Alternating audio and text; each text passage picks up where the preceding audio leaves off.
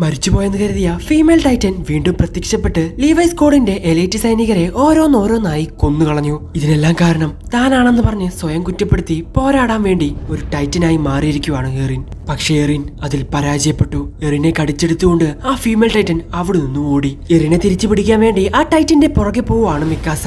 ആ ടൈറ്റന്റെ കാലുവെട്ടി അതിനെ താഴെയിടുന്നു. എറിൻ കുറച്ചുനേരം കൂടി കാത്തിരിക്കെ, ഞാൻ ഇവളെ കൊന്നുകളയും എന്ന് മിക്കാസ പറയുന്നു. ഇതേ സമയം അവളെ സഹായിക്കാൻ അങ്ങോട്ട് ലീവായും വരുന്നു. എറിനെ അവൾ കൊന്നു കാണോ എന്ന് ചോദിക്കുവാണ് ലീവായി. ഇല്ല, അവൻ ജീവനോടെ തന്നെയുണ്ട്. അവനെ ജീവനോടെ തട്ടിയെടുക്കുക എന്നുള്ളതാണ് അവളുടെ ലക്ഷ്യം. എല്ലായിരുന്നെങ്കിൽ അവൾ എപ്പോഴേ എറിനെ കൊന്നേനെ.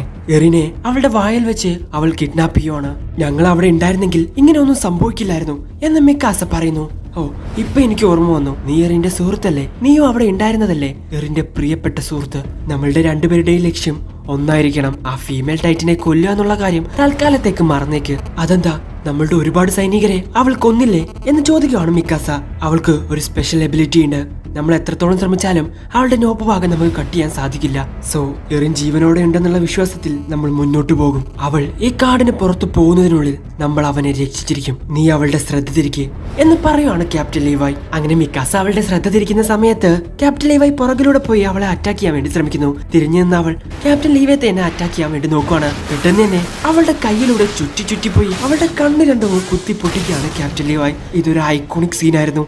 അവളുടെ ശരീരത്തിലെ പ്രധാനപ്പെട്ട എല്ലാ മസിൽസും ക്യാപ്റ്റൻ ലീവായ് കട്ട് ചെയ്യുന്നു. സോ അവൾ താഴെ വീഴുവാണ്. ഹൗ, എന്തൊരു സ്പീഡാ! അവൾക്ക് അവളുടെ സ്പെഷ്യൽ എബിലിറ്റി യൂസ് ചെയ്യാനുള്ള സമയം പോലും കൊടുക്കുന്നില്ലല്ലോ എന്ന് മിക്കാസ ചിന്തിക്കുന്നു.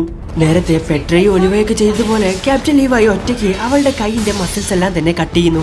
സോ ഇപ്പൊ അവളുടെ നോപ്പ് ഭാഗം കറക്റ്റ് ആയിട്ട് മിക്കാസക്ക് കാണാൻ സാധിക്കുന്നുണ്ട്. ഇതാണ് പറ്റിയ അവസരം എന്ന് പറഞ്ഞ മിക്കാസ അവളുടെ നോപ്പ് ഭാഗം കട്ട് ചെയ്യാൻ വേണ്ടി പോകുന്നു. ഇത് കണ്ട് ക്യാപ്റ്റൻ ലീവായി വേണ്ട എന്ന് വിളിച്ചു പറയുന്നുണ്ട്. പക്ഷേ ഇതിനോടകം ആ ടൈറ്റന്റെ അടുത്ത് എത്തിയിട്ടുണ്ടായിരുന്നു മിക്കാസ.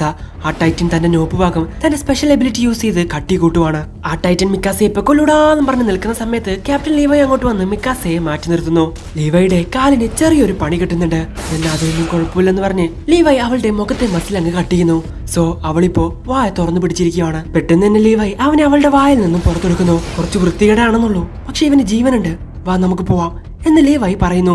ഇനി ഇതാലോചിച്ച് ടെൻഷൻ വേണ്ട, നമ്മൾ തിരിച്ചു പോവുകയാണ്. പക്ഷെ മിക്കാസ അവളെ കൊന്നിട്ട് പോവാമെന്ന് പറയുന്നു. നിന്റെ പ്രതികാര ദാഹമാണോ വലുത്, അതോ നിന്റെ കാമുകന്റെ ജീവനാണോ എന്ന് ചോദിച്ച് ക്യാപ്റ്റൻ ലീവായി അവിടെ നിന്നും പോകുന്നതിനിടയ്ക്ക് തിരിഞ്ഞു നോക്കുന്ന ക്യാപ്റ്റൻ ലീവായി കാണുന്നത് ആ ടൈറ്റന്റെ കണ്ണിൽ നിന്നും വെള്ളം വരുന്നതാണ്. ഇതിനോടകം തന്നെ ഇവർ തിരിച്ചു വരുന്ന കാര്യം നഗരത്തിലെ ആളുകൾ അറിഞ്ഞിരിക്കുന്നു.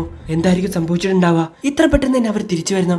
എന്തായാലും ഒരുപാടധികം ശവങ്ങളുടെ കൂമ്പാരം കൊണ്ടായിരിക്കും അവർ വരുന്നത് എന്ന് നഗരത്തിലെ ആളുകൾ പരസ്പരം സംസാരിക്കുന്നു. ഇതേ സമയമാണ് എൽഡിന്റെ ഭാര്യയോട് ഒരമ്മച്ചി വന്നിട്ട് എൽഡ് തിരിച്ചു വരുവാണെന്ന് പറയുന്നത്. മറ്റൊരു ഭാഗത്ത് ലീവായി വരുന്ന സമയത്ത് അവന് കഴിക്കാനുള്ള ഫുഡ് ഒരുപാടധികം ഉണ്ടാക്കുവാണ് അവന്റെ അമ്മ.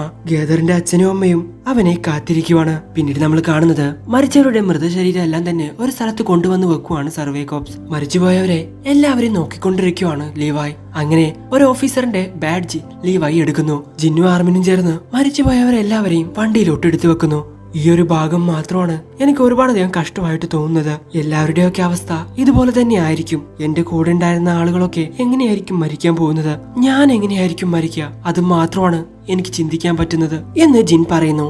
എന്റെ മരണത്തെ പറ്റി ആലോചിക്കാതിരിക്കാനാണ് ഞാൻ ശ്രമിക്കുന്നത്. അതിനെപ്പറ്റി ആലോചിച്ചാ പിന്നെ എനിക്ക് ഫൈറ്റ് ചെയ്യാൻ പറ്റുമെന്ന് തോന്നുന്നില്ല എന്ന് ആർമിൻ പറയാണ്. ഇതേ സമയമാണ് 5 മൃതദേഹങ്ങൾ ഞങ്ങൾക്ക് എടുക്കാൻ സാധിച്ചില്ല എന്ന് ഇർവിനോട് ഒരു ഓഫീസർ പറയുന്നത്. ടൈറ്റൻ ഒന്നും തന്നെ ബാക്കി വെച്ചില്ല.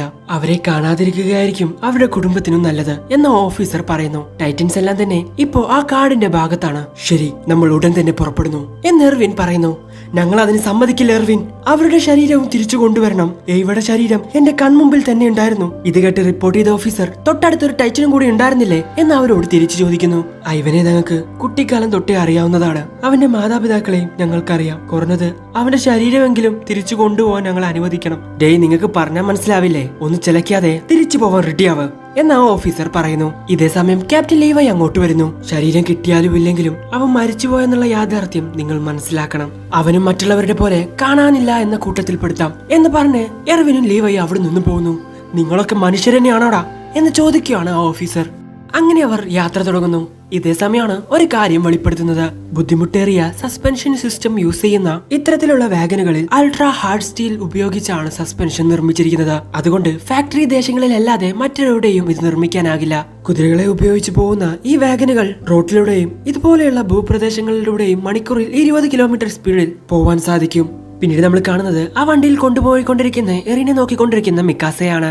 മരിച്ചുപോയവരുടെ മൃതശരീരം എല്ലാം തന്നെ മറ്റൊരു വണ്ടിയിലും കൊണ്ടുപോകുന്നുണ്ട്. പെട്ടെന്നാണ് അവർ അവരുടെ പുറകിലൂടെ ടൈറ്റൻസ് വരുന്നത് കാണുന്നത്. സോ നേരത്തെ കണ്ട ആ 2 ഓഫീസർ ഉണ്ടായിരുന്നല്ലോ, അവരുടെ ചൈൽഡ്ഹുഡ് ഫ്രണ്ടിനെ മരിച്ച നിലയിൽ അവിടെ ഇട്ടിട്ട് വരാൻ അവരെ കൊണ്ട് സാധിക്കുന്നുണ്ടായിരുന്നില്ല. സോ അവരെ പോയി എടുത്തിരിക്കുകയാണ് അവർ. അങ്ങനെ അവരുടെ പുറകെ ടൈറ്റൻസും കൂടിയിരിക്കുകയാണ്. ടൈറ്റൻസ് വരുന്ന വിവരം സിഗ്നലായിട്ട് അറിയിക്കുകയാണ് എല്ലാവരെയും. അവിടെ മരങ്ങളോ കെട്ടിടങ്ങളോ ഒന്നും തന്നെ ഇല്ലാത്തത് കൊണ്ട് അവർക്ക് ഫൈറ്റ് ചെയ്യാൻ വേണ്ടി പറ്റില്ല. സോ വളരെ വേഗത്തിൽ മതിലുകൾക്കുള്ളിലോട്ട് പോകാൻ വേണ്ടി ശ്രമിക്കുകയാണ് അവർ. ഇതേ സമയം പുറകിൽ വന്നുകൊണ്ടിരുന്നിരുന്ന ആ 2 പേരും എടുത്തുകൊണ്ട് വന്നിരുന്ന അവരുടെ സുഹൃത്തിന്റെ മൃതദേഹം താഴെ വീഴുന്നു. ഇതേ സമയം തന്നെയാണ് മറ്റൊരാളെ ആ ടൈറ്റൻ പിടിക്കുന്നതും. ഇത് കണ്ട് വിക്ടർ അതിനെ അറ്റാക്ക് ചെയ്യാൻ വേണ്ടി പോവാണ്. മറ്റൊരു ടൈറ്റൻ ഇവരുടെ വണ്ടിയുടെ അടുത്തോട്ട് വന്നുകൊണ്ടിരിക്കുന്നു. ഇങ്ങനെ പോയാ അവർ നമ്മളെ പിടിക്കും, നമുക്ക് ഫൈറ്റ് ചെയ്യാതെ വേറെ വഴിയില്ല എന്ന് പറയുവാണ് ജിൻ. ഇവിടെ നമുക്ക് 3D ഗിയർ യൂസ് ചെയ്യാൻ പറ്റില്ല എന്ന് പറയുവാണ് ആർമിൻ. മാത്രമല്ല അവരുടെ പുറകിൽ നിന്നും വേറെയും ടൈറ്റൻസ് വരുന്നുണ്ട്. നമുക്കിനി ഒരേ ഒരു വഴിയുള്ളൂ എന്ന് പറഞ്ഞ ആർമിൻ ആ മൃതശരീരങ്ങളിലോട്ട് നോക്കുന്നു. ഇതേ സമയമാണ് ആ ടൈറ്റന്റെ കയ്യിലുണ്ടായിരുന്ന ഓഫീസറെ ആ ടൈറ്റൻ വിഴുങ്ങുന്നത്. മറ്റൊരു ഓഫീസറിനെയും ആ ടൈറ്റൻ പിടിക്കുന്നു. ഇത് കണ്ട് മിക്കാസ അവനെ രക്ഷിക്കുകയാണ്. അവിടെ പുറകെ വന്നിരുന്ന ഒരു ടൈറ്റൻ അവരുടെ തൊട്ടടുത്ത് എത്തുവാണ്. ഇത് കണ്ട് ക്യാപ്റ്റൻ ലീവായി ആ മൃതശരീരങ്ങൾ എടുത്ത് പുറത്തിടാൻ പറയുന്നു. പക്ഷേ ഒരുപാടധികം സൈനികരെ ഇതിനു മുൻപും ഉപേക്ഷിച്ചിട്ടുണ്ട്, ഇവരും അതിൽ നിന്നും വ്യത്യസ്തരല്ലല്ലോ എന്ന് ക്യാപ്റ്റൻ ലീവായി പറയുന്നു. വേറെ വഴിയില്ലാത്തത് കൊണ്ട് ഓരോരോ ഡെഡ് ബോഡിയായി അവർ പുറത്തിടുവാണ്. ഇതൊരു ഡാർക്ക് സീനാണ്. അവസാനം പെട്രനെയും എടുത്ത് പുറത്തിടുന്നു. അത് ലീവായി നോക്കി നിൽക്കുവാണ്. ഭാരം കുറഞ്ഞത് കൊണ്ട് തന്നെ വേഗത കൂടുവാണ്. അങ്ങനെ കുറച്ചു ദൂരം പോയതിനു ശേഷം അവർ റെസ്റ്റ് എടുക്കുവാണ്. അവരിപ്പോ കൃത്യം എവിടെയാണെന്ന് അവർക്കറിയില്ല. സോ ഗേറ്റ് എവിടെയാണെന്ന് അറിഞ്ഞതിനു ശേഷം യാത്ര ആരംഭിക്കാമെന്ന് അവർ പറയുന്നു. ഇതേ സമയം ടൈറ്റന്റെ കയ്യിൽ നിന്നും മിക്കാസ് രക്ഷപ്പെടുത്തിയ ഡിറ്റർ വളരെയധികം വിഷമിച്ച് നിൽക്കുവാണ്. തന്റെ 2 സുഹൃത്തുക്കളെയും തനിക്ക് നഷ്ടപ്പെട്ടു. ഇതേ സമയം ലീവായി അങ്ങോട്ട് വരുന്നു. അവർ ജീവിച്ചിരുന്നു എന്നതിന്റെ തെളിവാണിത് എന്ന് പറഞ്ഞ് ആ ബാഡ്ജ് എടുത്തു കൊടുക്കുന്നു. ഇത് ഇവന്റ് ആയിരുന്നു എന്ന് ലീവായി പറയുന്നു. ഇത് കേട്ട് അവൻ അവിടെ കരയുവാണ്. ചെറുപ്പം തൊട്ടേ കൂടെ ഉണ്ടായിരുന്ന ഒരു ആത്മാർത്ഥ സുഹൃത്തിനെ നഷ്ടപ്പെടുമ്പോൾ ഉണ്ടാവുന്ന ഒരാളുടെ മാനസികാവസ്ഥ. പക്ഷെ അത് ഇവിടെ ബേഡ്ജല്ലെന്ന് നമുക്കറിയാം. അങ്ങനെ അവർ അവിടെ നിന്നും പുറപ്പെടുന്നു. പിന്നീട് ഒരു ഫ്ലാഷ് ബാക്ക് ആണ് കാണിക്കുന്നത്. എറിൻ, സർവേ കോപ്സിൽ ചേരാനുള്ള നിന്റെ ആഗ്രഹം നീ ഉപേക്ഷിക്കണം. നീ എന്താ അവരെ വില കുറച്ച് കാണുകയാണോ എന്ന് ചോദിക്കുകയാണ് എറിൻ. ഞാൻ അവരെ എങ്ങനെ കാണുന്നത് എന്നല്ല ഇവിടെ പ്രധാനം. ഇതേ സമയം പുറത്തുപോയ സർവേ കോപ്സ് അകത്തോട്ട് വരുന്നു. ഇത് കണ്ട് എറിൻ ആകാംക്ഷയോടെ അവരെ കാണാൻ വേണ്ടി പോകുന്നു. ആകാംക്ഷയോടെ കയറി നിന്ന് എറിൻ കാണുന്നത് കൈകാലുകൾ നഷ്ടപ്പെട്ട് ഒരുപാട് പേരുടെ ജീവൻ നഷ്ടപ്പെട്ട് അങ്ങോട്ട് വരുന്ന സർവേ കോപ്സിനെയാണ്. ഇത്ര പേരെ തിരിച്ചു വന്നോളോ എന്ന് എറിൻ ചോദിക്കുന്നു. മതിലുകൾക്ക് പുറത്തുപോയ വേറെ എന്ത് സംഭവിക്കാനാണ്? നമ്മുടെ നികുതി പണം കൊണ്ട് ഇവന്മാരെ തീറ്റിപ്പോറ്റിയെ നമ്മളെ പറഞ്ഞാൽ മതിയല്ലോ എന്ന് ജനങ്ങൾ പറയുന്നു. ഇത് കേട്ട് എറിൻ അവിടെ ഉണ്ടായിരുന്നൊരു വടിയെടുത്ത് അങ്ങനെ തല്ലാൻ വേണ്ടി പോവാണ്. അപ്പോഴാണ് നമ്മൾ ആ കാര്യം ശ്രദ്ധിക്കുന്നത്. ഇപ്പോ ആ സ്ഥാനത്ത് നിൽക്കുന്നത് നമ്മുടെ പ്രസന്റിലെ എറിനാണ്. എറിൻ എന്ന് മിക്കാസ് വിളിക്കുന്നു. ആ ശബ്ദം കേട്ട് എറിൻ കണ്ണു തുറക്കുന്നു. എറിൻ, നിനക്ക് കുഴപ്പമൊന്നുമില്ലല്ലോ എന്ന് മിക്കാസ് അവനോട് ചോദിക്കുന്നു. ആ ഫീമെയിൽ ടൈറ്റൻ അതെവിടെ? അത് രക്ഷപ്പെട്ടു എന്ന് പറയാണ് മിക്കാസ. അപ്പൊ നമ്മുടെ പ്ലാനോ? നമ്മളിപ്പോ എങ്ങോട്ടാ പോകുന്നേ എന്നൊക്കെ ചോദിക്കുകയാണ് എറിൻ. നീ ഇപ്പൊ വിശ്രമിക്കേറിൻ എന്ന് പറയാണ് മിക്കാസ. അപ്പോ വീണ്ടും നീയാണോ എന്നെ രക്ഷിച്ചേ എന്ന് ചോദിക്കുകയാണ് എറിൻ. സോ വളരെ പെട്ടെന്ന് തന്നെ അവർ മതിലിന്റെ അടുത്തോട്ട് എത്തുവാണ്. മതിലിനകത്ത് കയറിയ അവരെ കണ്ട ജനങ്ങൾ ഇത് രാവിലെ പോയതിനേക്കാൾ കുറവാണല്ലോ, കുറെ എണ്ണം തീർന്നു കാണും. രാവിലെ ഭയങ്കര ആവേശത്തോടെ പോയിട്ട് ഇത്ര വേഗം തിരിച്ചു വന്നോ? നമ്മളുടെയൊക്കെ നികുതി പണം പിന്നെയും പോയെന്ന് തോന്നുന്നു എന്ന് ജനങ്ങൾ പറയുന്നു. ഇത് കേട്ട് ടെൻഷനായ എറിൻ അവിടെ നിന്ന് എഴുന്നേക്കുവാണ്. അപ്പോഴാണ് അവൻ ആ കാഴ്ച കാണുന്നത്. പണ്ട് അവൻ സർവേ കോപ്സിനെ നോക്കിയിരുന്നത് പോലെ 2 കുട്ടികൾ അവരെ നോക്കിക്കൊണ്ടിരിക്കുന്നു. അടിപൊളി, സർവേ കോപ്സ് ശരിക്കും പൊളിയാണ്. എത്രയൊക്കെ തോൽവി ഏറ്റുവാങ്ങിയാലും അവർ ഒരിക്കലും പിന്മാറാൻ തയ്യാറല്ല, വീണ്ടും ഫൈറ്റ് ചെയ്തുകൊണ്ടേയിരിക്കും എന്ന് ആ കുട്ടികൾ പറയുന്നു. ഇതേ സമയമാണ് ക്യാപ്റ്റൻ ലീവായ് എന്ന് വിളിച്ചോണ്ട് അങ്ങോട്ട് ഒരാൾ വരുന്നത്. എന്റെ മോൾ നിങ്ങളുടെ സ്ക്വാഡിലാണ്. ഞാൻ പെട്രയുടെ അച്ഛനാണ്. മോൾ എന്നെ കാണുന്നതിന് മുമ്പ് എനിക്ക് നിങ്ങളോട് കുറച്ച് കാര്യങ്ങൾ പറയാനുണ്ട്. ഇത് കണ്ടോ, അവൾ എനിക്ക് അയച്ച കത്തുകളാണ്. അവളുടെ കഴിവുകൾ മനസ്സിലാക്കി നിങ്ങളുടെ കീഴിലാണ് അവൾ സേവനങ്ങൾ ചെയ്യുന്നതെന്ന് ഇതിൽ എഴുതിയിട്ടുണ്ട്. അവൾക്ക് നിങ്ങളോടുള്ള ആരാധന എത്രത്തോളമാണെന്ന് ഇതിൽ കാണാൻ കഴിയുന്നുണ്ട്. ഞങ്ങളുടെ അഭിപ്രായങ്ങൾ ചോദിക്കാൻ പോലും അവൾ കൂട്ടാക്കുന്നില്ല. അവളുടെ അച്ഛനെന്ന നിലയ്ക്ക് ഇപ്പോഴേ വിവാഹമൊന്നും വേണ്ടെന്നാണ് എന്റെ അഭിപ്രായം. അവളിപ്പോഴും ചെറുപ്പമല്ലേ, ജീവിതം എന്താണെന്ന് അറിയാനാവുന്നതേ ഉള്ളൂ. ഇതേസമയം കമാൻഡർ ഇർവിനെ ഒരുപാട് പേർ ചീത്ത വിളിക്കുന്നുണ്ട്. ഇതുവരെ പോയ എല്ലാവരുടെയും ജീവന് യാതൊരു വിലയുമില്ലേ, ഇത്രയൊക്കെ ചെയ്തിട്ട് നിങ്ങൾ എന്താ നേടിയേ? ഇങ്ങനെ ഒരു റിസർച്ച് ചെയ്യാൻ വേണ്ടിയുള്ള ചെലവും ജീവനും വളരെ കൂടുതലായിരുന്നു. സർവേ കോപ്സിന്റെ ഇത്രയും നാളത്തെ സൽപ്പേരിന് കളങ്കം വരുത്താൻ അത് ധാരാളമായിരുന്നു. കമാൻഡർ ഇർവിനടക്കമുള്ള ഉത്തരവാദിത്തപ്പെട്ട എല്ലാവരെയും തലസ്ഥാനത്തോട്ട് വിളിപ്പിച്ചു. ഇറിന്റെ കസ്റ്റഡി സർവേ കോപ്സിന് നഷ്ടമായി. സോ അവിടെ വെച്ച് എപ്പിസോഡ് അവസാനിക്കുന്നു. ഇനി 3 എപ്പിസോഡ് കൂടിയേ ബാക്കിയുള്ളൂ. അത് കഴിഞ്ഞ ഈ സീസൺ അവസാനിച്ചു. ഇനി അടുത്ത സീസൺ ചെയ്യണോ അല്ലെങ്കിൽ വേറെ ഏതെങ്കിലും അനിമേ ചെയ്യണോ എന്ന് തീർച്ചയായിട്ടും താഴെ ഒന്ന് കമന്റ് ചെയ്യാം. എന്തായാലും ഈ വീഡിയോ നിങ്ങൾക്ക് ഇഷ്ടപ്പെടുന്ന ലൈക്ക് ചെയ്യുക, ഷെയർ ചെയ്യുക, സബ്സ്ക്രൈബ് ചെയ്യുക, തുടർന്നുള്ള ബെൽ ഐക്കൺ കൂടി എനേബിൾ ചെയ്യുക. അടുത്ത എപ്പിസോഡ് അടുത്ത ദിവസം വരാതെ വരേക്കും ബൈ.